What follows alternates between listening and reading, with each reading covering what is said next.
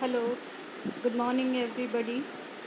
आज हम पढ़ेंगे एल्गी के थैलस ऑर्गेनाइजेशन के ही कंटिन्यूएशन में मल्टी सेल्यूलर एल्गी के बारे में। मल्टी सेल्यूलर मतलब कि बहुकोशिकीय शैवाल। नाउ मल्टी सेल्यूलर जो एल्गी होती है वो कई तरह की होती है। इसमें सबसे पहला टाइप है कोलोनियल। कोलोनियल मतलब कि जो कि एक कॉलोनी में रहती है।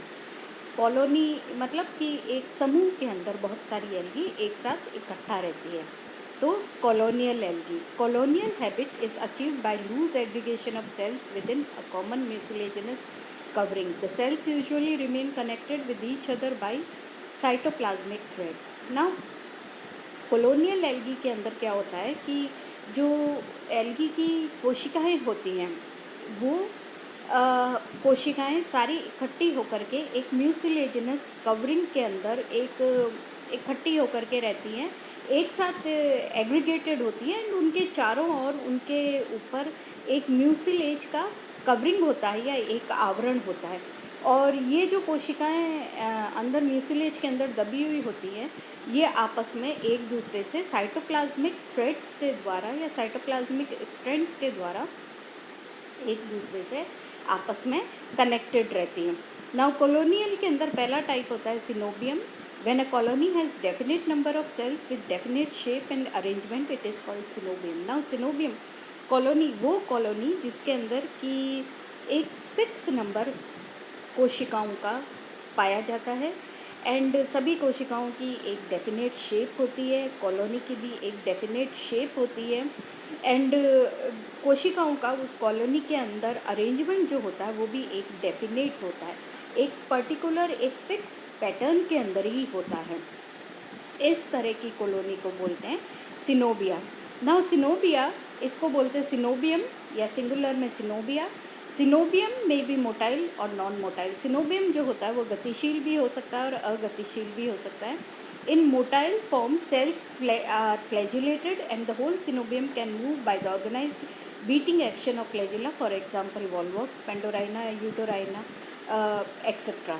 नाउ जो मोटाइल सिनोबिया होता है, ये देखो वॉल्वॉक्स की कॉलोनी का इसमें डायग्राम है। इसके अंदर आप देखो ये जो छोटे छोटे डॉट लाइक स्ट्रक्चर्स दिख रहे हैं, ये लेबल डायग्राम है। इसके अंदर हर एक dot it represents a single Volvox plant, एक इंडिविजुअल वॉल्वॉक्स प्लांट को रिप्रेजेंट कर रहा है।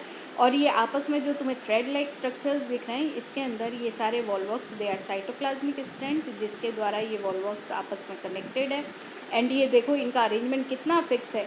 जो सेल्स इस कॉलोनी के बाहर की तरफ है उन सब के फ्लैजिला क्या है, बाहर की तरफ पॉइंटेड है, जिससे क्या होता है कि जब ये कॉलोनी मूव करती है तो ये फ्लैजिला जब बीट करेंगे तो ये कॉलोनी जो है सिनोबिया जो है वो एक पर्टिकुलर डायरेक्शन के अंदर मूव करेगा। पूरी की पूरी कॉलोनी एक दिशा के अंदर एक ही दिशा में मूव करेगी। तो इस तरह की कॉलोनी जिसके अंदर फिक्स नंबर ऑफ सेल्स होती है, सेल्स का अरेंजमेंट एकदम डेफिनेट होता है, सेल्स की शेप डेफिनेट होती है, उस कॉलोनी को सिनोबिया बोलते हैं। ठीक है। नाउ ये सिनोबिया जो मोटाइल सिनोबिया होता है वो तो motile coenobia by it moves by organized beating action of flagella, जैसा कि वॉल्वॉक्स के अंदर देखा गया है। और नॉन मोटाइल जो सिनोबिया होता है, in non motile form cells are without flagella, thereby the coenobia is non motile. जो non motile like Scenedesmus and Hydrodictyon. जैसा कि ये थर्ड डायग्राम देखो स्कैंडेमस का है, ये इसके अंदर देखो कोई फ्लैजिला नहीं है एंड जो सेल्स है आपस में कनेक्टेड तो हैं लेकिन दे आर विदाउट फ्लैजिला, तो क्या होएगा ये मूव नहीं करती हैं ये सेल्स। और ये जो कॉलोनी है it is non motile in nature. इसी तरह से दूसरी कॉलोनी देखो आप हाइड्रोडिक्टियन की, ये आपस में ये नेट है जो ऊपर है वो नेट है हाइड्रोडिक्टियन की एंड ये सारी सेल्स आपस में कनेक्टेड होती है, एक कॉलोनी लाइक स्ट्रक्चर बना देती है। लेकिन क्योंकि यहाँ फ्लैजिला नहीं है इसलिए हाइड्रोडिक्टियन की जो कॉलोनी है वो भी नॉन मोटाइल होती है। ठीक है। देन अगला कॉलोनियल फॉर्म का है एग्रीगेटेड फॉर्म।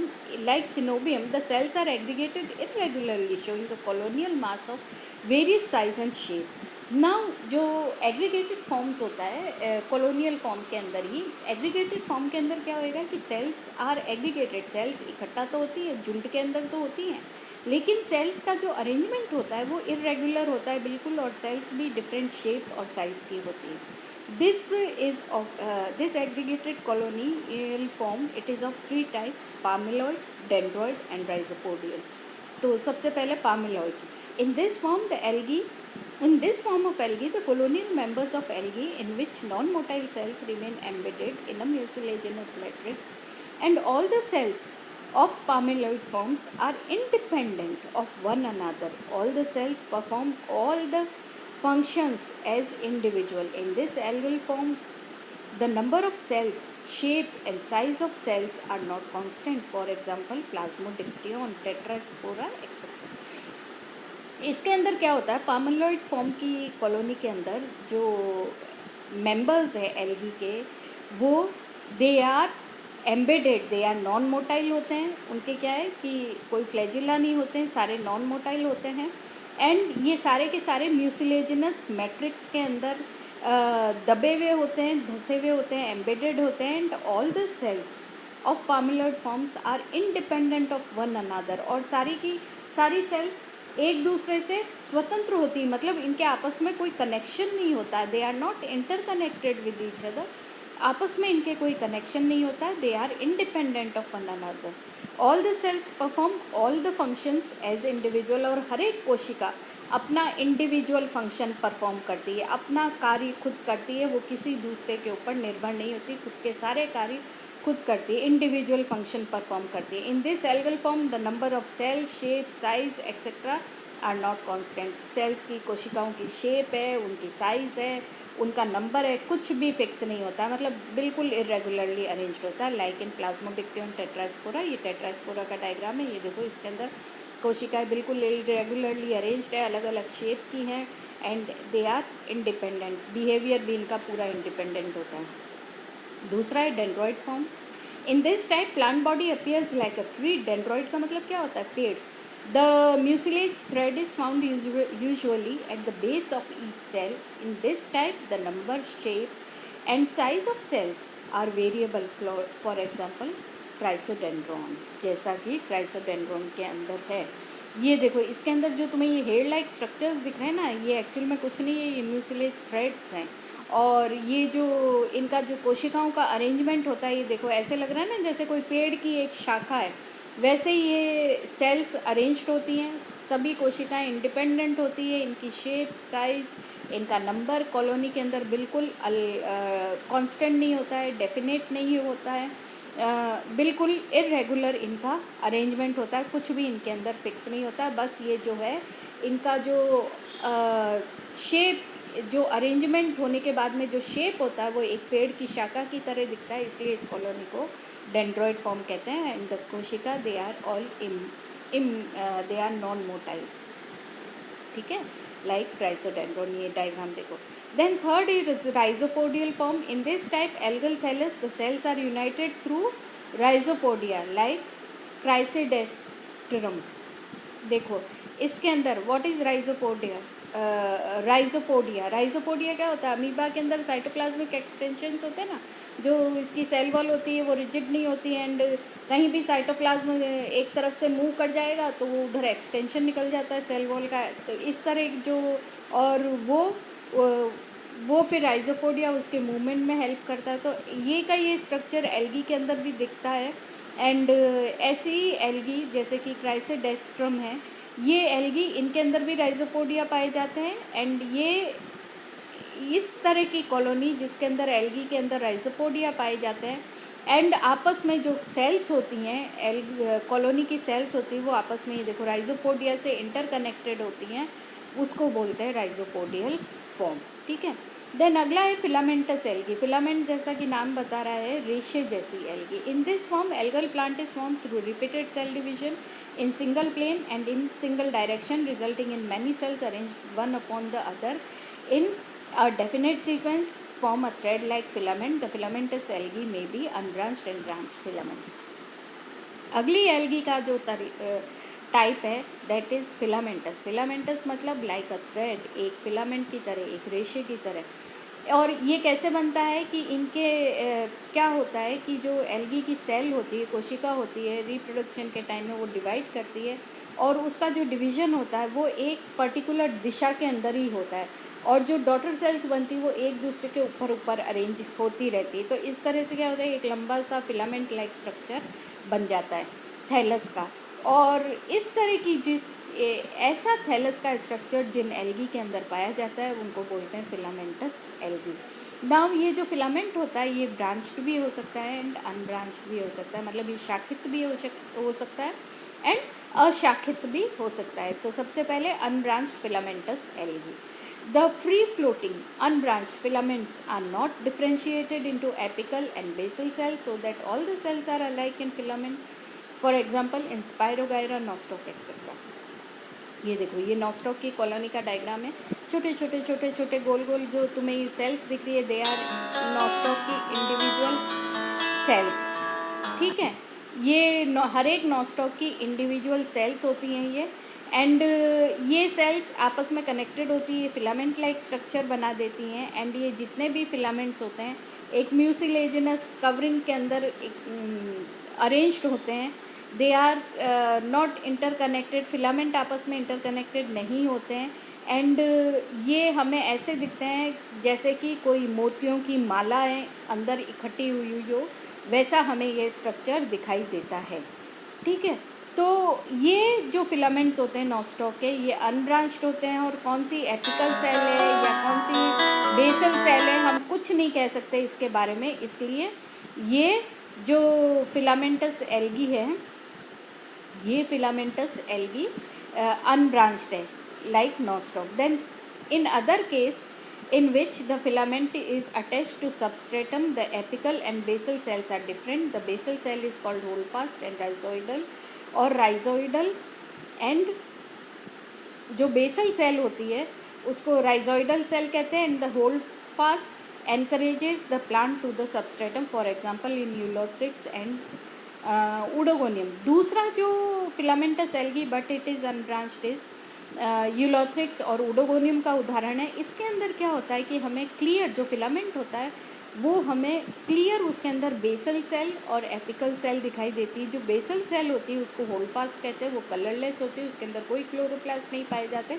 एंड वो जो सेल होती है वो फिलामेंट को किसी भी सबस्ट्रेटम पर चिपकाने के अंदर मदद करती है, इसलिए उसको होल्डफास्ट कहते हैं। और जो ऊपर वाली जो एकदम फिलामेंट के टिप वाली अपेक्स वाली सेल होती है उसको एपिकल सेल कहते हैं। एपिकल सेल एकदम हमें क्लियरली दिखाई देती है, उसके अंदर क्लोरोप्लास्ट पाया जाता है, वो ग्रीन कलर की होती है, बिल्कुल फोटोसिंथेसिस एंड सारे कार्य वो फंक्शन करती है, परफॉर्म करती है। तो इस तरह से filament it is differentiated into basal cell and apical cell. तो भले ही फिलामेंट अनब्रांच्ड है लेकिन उसके अंदर बेसल एंड एपिकल सेल पाई जाती है और इस तरह का filament it is found in Ulothrix, Oedogonium etcetera. Then अगला है branch filaments. In this algal form, cell division takes place in second plane and the filaments become branched, like Cladophora, sphenaceous forms, or and in this algal form, the thallus is aseptate and multinucleate. That means cenocytic in condition. A large central siphon-like vacuole is present in the thallus, so it is called siphonous. For example, Vaucheria, Botryddium, etc. Now दूसरी जो filamentous form के अंदर है that is branch filaments. इसके अंदर क्या होता है, फिलामेंट्स जो होते हैं वो ब्रांच्ड होते हैं, देखो शाखित होते हैं, उनमें से लेटरल साइड में ब्रांचेस निकली हुई होती है। लेकिन फिलामेंट जो है एसेप्टेट है, मतलब कि कोई भी सेप्टा बीच में कोशिकाओं के बीच में नहीं होता है और एंटायर फिलामेंट के बीच के अंदर एक सेंट्रल साइफन लाइक वैक्यूल, एक पूरी वैक्यूल होती है जो कि एक साइफन की तरह एक्ट करती है पूरे फिलामेंट के अंदर, पूरे प्लांट बॉडी के अंदर हमें कहना चाहिए। और इस तरह से इस तरह की जो थैलस होता है इसको बोलते हैं siphonous thallus. And this type of thallus it is found in Vaucheria, Botrydium etcetera. ये देखो इसके अंदर ये रहा, बीच के अंदर साइफन है, वैक्यूल है बड़ी सी, फिर सेल वॉल है, सेंट्रल वैक्यूल बड़ी सी है एंड ऑयल ड्रॉपलेट्स है रिजर्व, सारे के सारे साइड में खिसके में और बीच के अंदर इसके थैलस में बाउचेरिया का स्ट्रक्चर है। थैलस के अंदर एक बड़ा सा वैक्यूल पाया जा रहा है। Then next is parenchymatous forms. In this type algal thallus, the cells are divided in multidirectional planes, means two or more planes, resulting in formation of parenchymatous thallus, which becomes foliaceous and flat. For example कारा, laminaria etcetera. अब ये देखो, ये जो thallus structure है ये कारा का है. इसके अंदर क्या होता है, जो सेल्स होती हैं थैलस की, जो सेल्स होती है पेरेंट सेल्स, वो पेरेंट सेल क्या होएगी, मल्टी डायरेक्शंस के अंदर डिवाइड करती है, जिससे क्या होएगी, इसके काफ़ी सारा branched, irregularly branched structure develop हो जाता है. और कई प्लेन्स के अंदर, मोर देन वन प्लेन के अंदर सेल डिवाइड करती है, तो इसलिए खूब सारी ब्रांचेस फॉर्म हो जाती है अलग अलग दिशाओं के अंदर. एंड पेरेन्काइमेटस थैलस हो जाता है, जो कि हमें फोलिएज भी हो सकता है, मतलब पूरा गोल गोल भी हो सकता है, या it can be flat. Filaments जो होंगे, ब्रांचेस जो होंगी, वो फ्लैट भी हो सकती है, रिबन लाइक भी हो सकती है, या वो दे आर गोल गोल फोलियोज स्ट्रक्चर्स भी हो सकते हैं. And this type of thallus it is found in Chara and laminaria के अंदर इस तरह का थैलस पाया जाता है. ठीक है, तो ये है about thallus structure of algae. Algae के अंदर जो विभिन्न तरह के थैलस पाए जाते हैं उनके बारे में ये स्ट्रक्चर है.